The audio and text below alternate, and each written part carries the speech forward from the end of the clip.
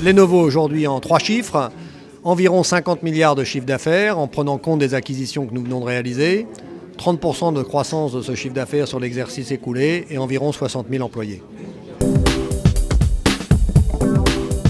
La diversité, oui, c'est important, hein. Je pense surtout pour un groupe qui a vocation à être un groupe global.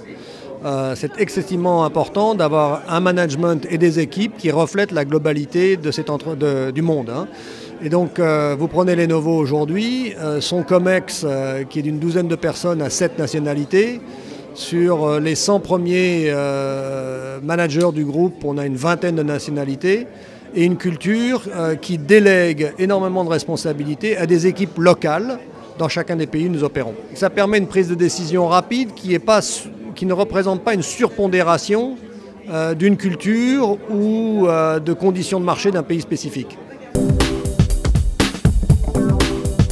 Les caractéristiques de succès dans l'industrie de la technologie notamment, pas forcément seulement de la technologie, c'est qu'il faut avoir accès au capital, à une main-d'œuvre qualifiée et à un marché domestique, un marché intérieur qui donne un effet d'échelle. Ça a certainement été le cas des États-Unis et je pense que ça explique en grande partie le fait que les entreprises de technologie américaines sont un peu prépondérantes dans ce domaine.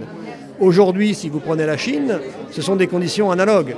Il y a du capital, il y a de la main-d'œuvre qualifiée et le marché chinois est maintenant le plus grand marché au monde sur un plan intérieur. Il est d'ailleurs plus grand que le marché américain. Si on prend le secteur des smartphones, un tiers des smartphones mondiaux sont maintenant vendus en Chine. La Chine, je pense, a encore de très belles années devant elle. La Chine, certainement, a un taux de croissance qui s'est un petit peu réduit, mais qui reste un taux de croissance que beaucoup de pays européens leur envieraient.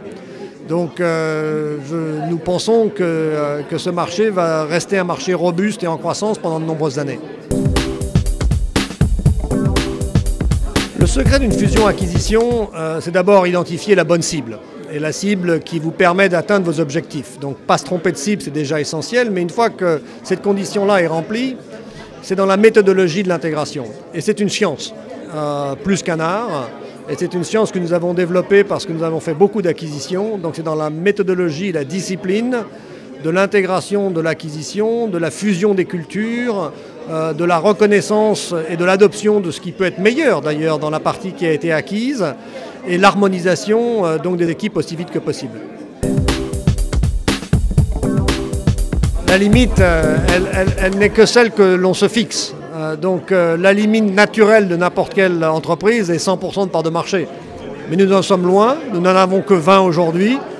Donc aujourd'hui nous sommes focalisés sur le court terme et le moyen terme, et ce qui peut nous amener à faire croître ces parts de marché au-delà de 20%.